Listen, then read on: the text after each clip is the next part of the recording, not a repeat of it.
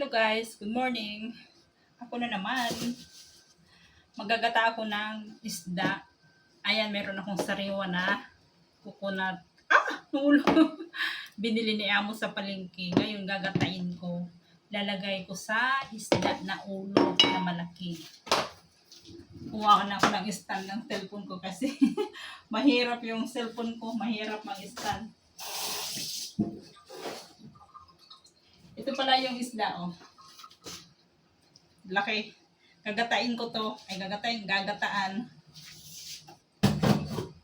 Tapos mayroon pa ako ditong isang sinipilit ko na coconut. Nilalagay ko doon sa manok. Gagataan ko yung manok.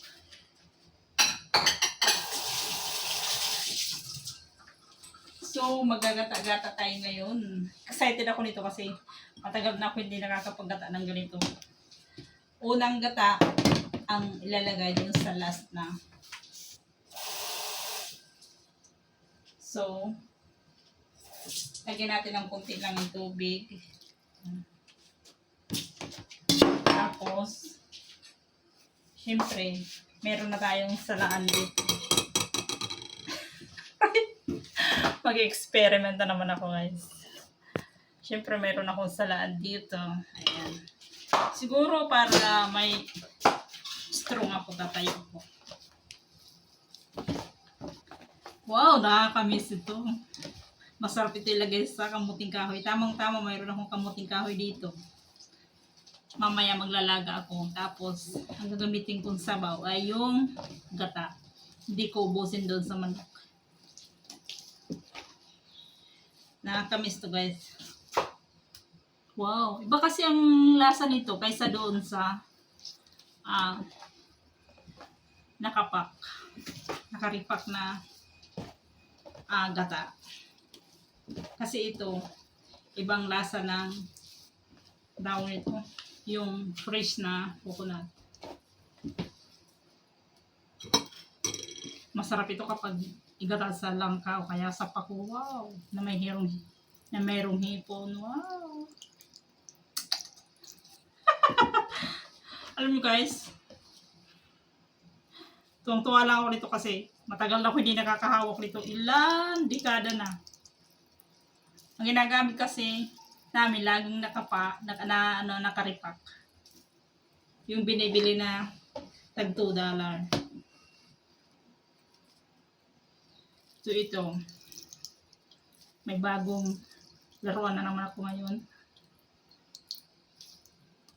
At syempre ito ay meron pa nitong last. Walang tapon. Unang gata ito.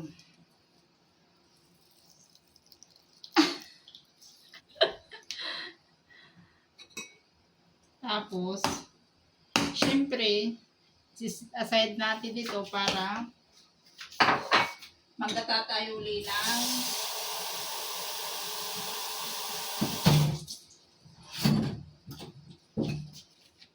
natatayuli ng panibagong ilalagay ko dito sa ano. Ayusin natin camera.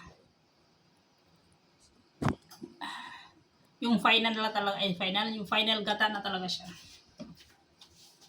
Saan ko ba ilalagay? Maliit yung kawali. So ito yung gagamitin ko, malaking kasirola. So, maliit kasi yung space ko dito sa kusina. Kaya dito ko siya sa upuan nilalagay. Tapos, yan yung salaan.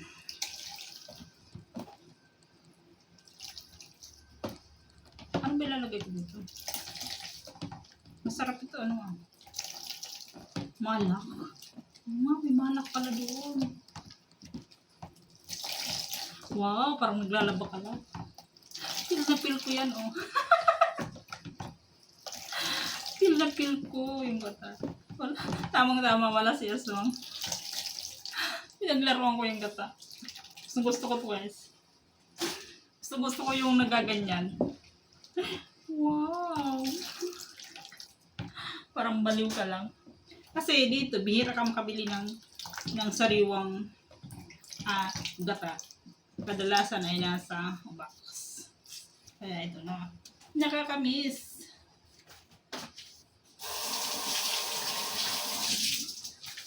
Ano kaya pwede ko ilagay dyan? So, ayan, ilalagay ko na dito yan. Sa unang gata. Ay, yan. Yung unang pakulo ng niluluto ko. Siyempre, pre-press natin yan na maigi.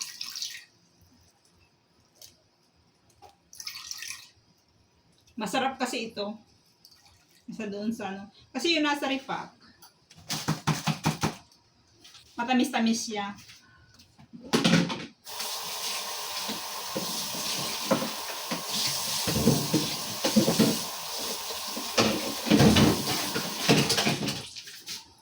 Hindi tulad ng sariwa na at saka ito yung tanglad ko ang haba. Ito hindi ko to gagamitin kasi lagay ko sa rep. Tapos ito, pinutol ko na tapos yan, pinako ko siya. Ito naman tatanim ko para may tanglad dito. At ito naman ang mga luya at saka yung onion. Uugasan ko na ilalagay ko ito.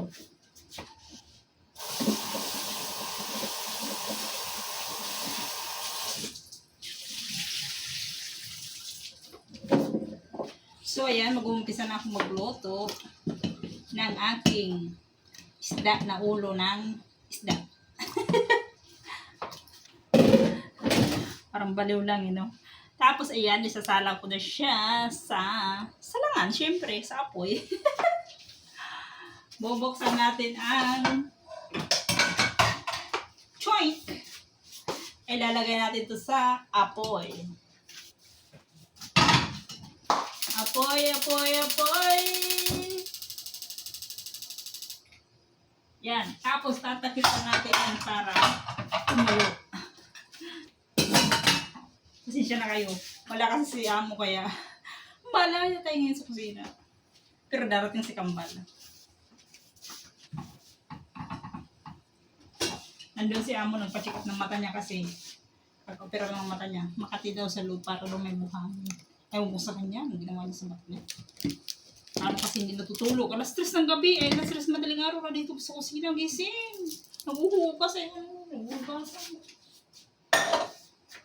Tapos meron akong bean curd. Ito yung bean curd. Ihahalo ko doon. Means pag may bean curd, means curry pala to. Curry nga. Curry siguro to kasi bumili siya ng bean curd eh. Oh.